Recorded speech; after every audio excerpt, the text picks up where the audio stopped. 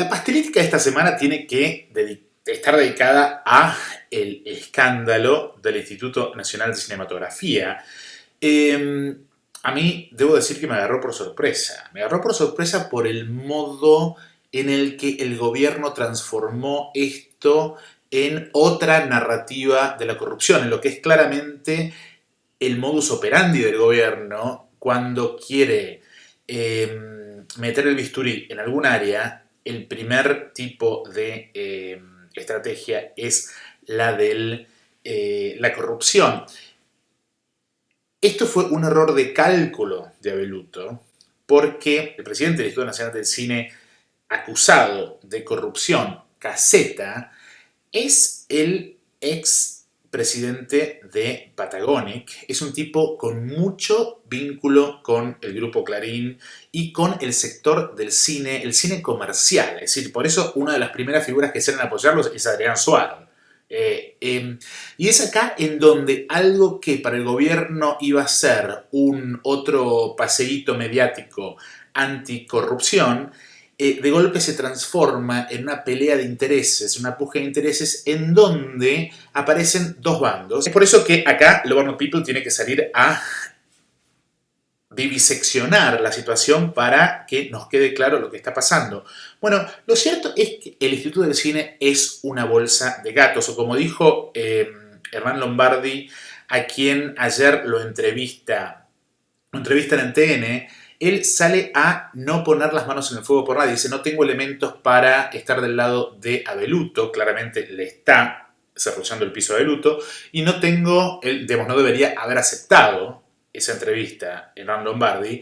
Y por otro lado, dice, yo no tengo nada que decir sobre Caseta.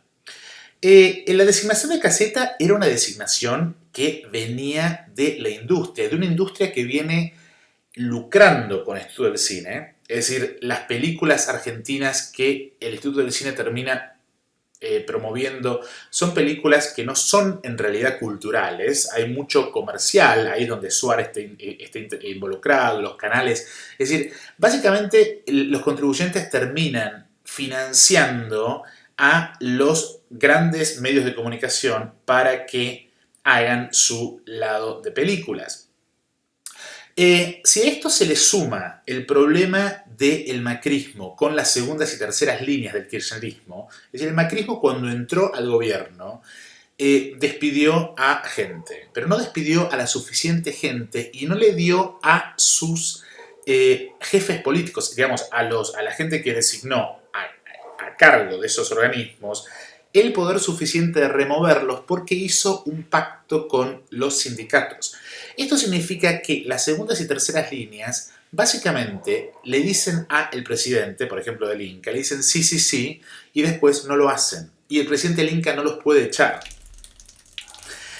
Hay un problema muy grave a ese nivel. Si esto se le suma que el Instituto Nacional de Cinematografía es un ente autárquico que da préstamos, subsidios y créditos mediante un sistema legal, que además el sistema legal está todavía en manos del kirchnerismo, y hay una serie de abogados especializados y ya muy metidos en todo el engranaje, es decir, está armado un negocio.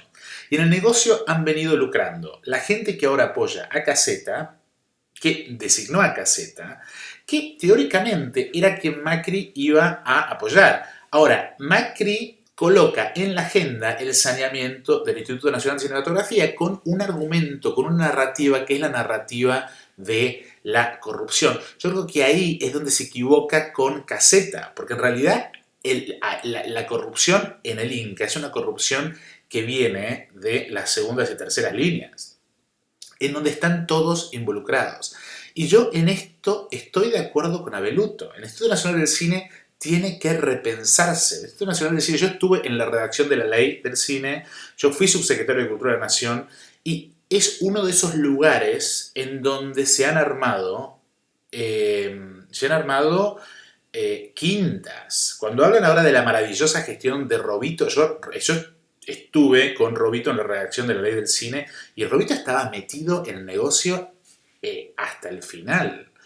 Yo creo que en esta voy a decir que Abeluto no es la persona para avanzar con esta intervención del Inca, pero porque no tiene cintura política, ni el presidente tampoco.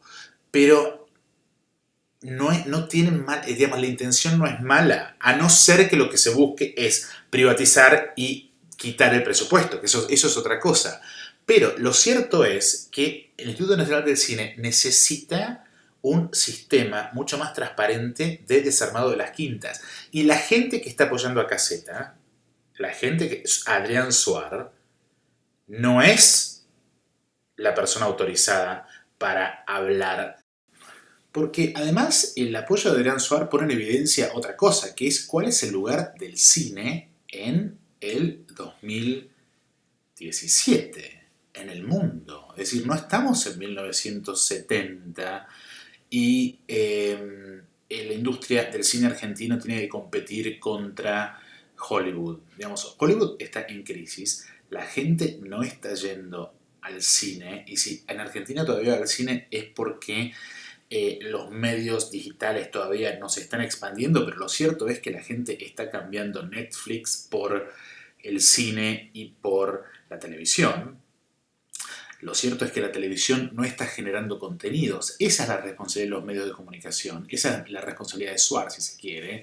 Y lo que se está buscando es que esos contenidos sean reemplazados por el cine y que además el cine sirva de plataforma de promoción de ciertas figuras que los medios no están promocionando. Es decir, porque básicamente la televisión argentina se ha convertido en Tinelli y los comentarios respecto de Tinelli por cuestión de costos. Por lo tanto, aquellos que creen que el Inca está financiado por los contribuyentes directamente, esto no es así. El sector del cine se financia a sí mismo. El problema es que el sector del cine, en el marco del Fondo de Fomento Cinematográfico, que es que en su inciso artículo 24 de la ley del cine, estoy leyendo, inciso A, dice que se financia por un impuesto equivalente al 10% del precio básico de toda localidad, y con el importe de las multas, legados, intereses y rentas de los fondos del titular, etcétera, etcétera. Es decir, básicamente es un ente autárquico que se financia a partir de los aportes de cierto aporte relativo de la televisión y de las entradas de cine que se venden. El problema es que el Instituto del Cine está en manos de un oligopolio de funcionarios, de productoras que tienen la capacidad de presentar los proyectos y ya tienen aceitado todo el engranaje. Ahí está metido Suar. Y es un negocio que beneficia a un sector muy pequeño que se sigue perpetuando y que sigue retroalimentando el mismo mecanismo de promoción cultural. Es decir, es Suar, para verlo a Suar sin ropa. Es decir, entonces, la pregunta es, ¿no deberíamos comenzar a mirar el sector del cine hacia adelante en el marco de lo que es la producción de contenidos y empezar a pensar en que esta adscripción de los argentinos al cine no va a durar mucho más, porque la gente no va a ir mucho más tiempo teniendo Netflix y teniendo estas nuevas tecnologías? Entonces, ahí me da la pauta de que en la Argentina se está apoyando a un sector que está moribundo. Y este es el debate de la industria cultural. Espero que les haya servido, porque en realidad esta discusión que se está planteando en el gobierno se está planteando de manera maniquea. Es decir, el sector del cine contra el gobierno que lo quiere privatizar, si no lo puede privatizar. Estos son fondos que va a querer agarrar el dinero de los fondos. No creo que esa sea la intención de Macri. Yo lo que creo que la intención es de